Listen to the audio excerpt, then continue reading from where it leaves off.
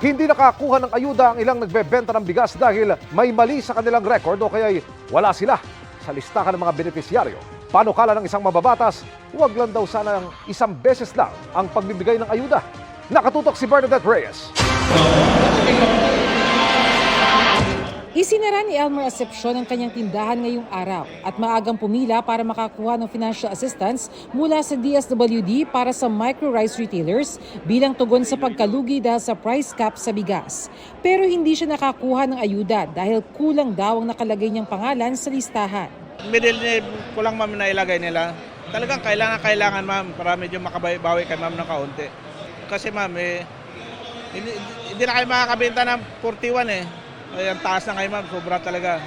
May mga kailangan pa raw i-check at ayusin sa record bago siya makakuha ng ayuda. Siniguro na Department of Trade and Industry na lahat ng mga lehitimong rice retailers ay makakatanggap ng financial assistance. Sa ngayon, humigit kumulang 600 na mga micro-rice retailers ang nakatanggap na ng financial assistance. Kahit beyond September 14, bukas na po yun, matatanggap ang ayuda. Yung pera na talagang kaloob sa qualified beneficiary, darating at darating. Sa tingin ni Pangulong Bongbong Marcos, maayos naman ang pagpapatupad ng price cap. Yung iba na ayaw magtinda muna ng kanilang bigas ay dahan-dahan lumalabas na dahil nakakasiguro sila na kahit papano meron silang matatanggap para kapalit dun sa kung malulugi sila dahil sa pagbili nila ng mataas na presyo. Pero paano naman ang mga tulad ni Aling Flor na wala sa listahan pero nagbibenta ng abot-kayang bigas?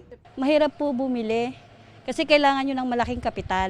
Baka tumigil na lang pag kasi palugi ang benta. Sabi naman ng grupo ng rice retailers, sana raw ay maisama rin sa mga mabibigyan ang mga general merchandising ang negosyo at nagbibenta rin ng bigas. Pag general merchandising po kasi, samot-sari yung tinda mo sa loob ng palengke. So kasama po dapat yung bigas doon. So makikita naman po nila, mabe-verify naman po nila kung talaga may tindang bigas.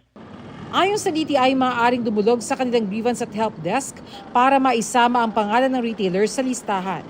Pero daraan pa rin daw ito sa verification. Naghain naman si Marikina 2nd District Representative Stella Kimbo ng panukalang batas na nagmumungkahing gamitin ang pondo mula sa Regional Comprehensive Economic Partnership o RCEP para mapalawig pa ang ayuda sa rice retailers. Baka pwedeng another round of payout. Doon sa aking bill, sinasabi ko, in a rice emergency situation, tanggalin yung mga constraints na yon and allow DA to program it as they deem fit. Sa Senado, naghain naman si Senadora Risa Hontiveros ng resolusyon para imbestigahan ang anyay salu-salungat na polisiya sa bigas. Para sa GMA Integrated News, Bernadette Reyes, nakatutok 24 oras. Mga kapuso, samahan nyo kaming tumutok 24 oras. Bisitahin at mag-subscribe sa GMA Integrated News sa YouTube. Sa mga kapuso abroad, bisitahin ang GMA Pinoy TV at www.gmanews.tv.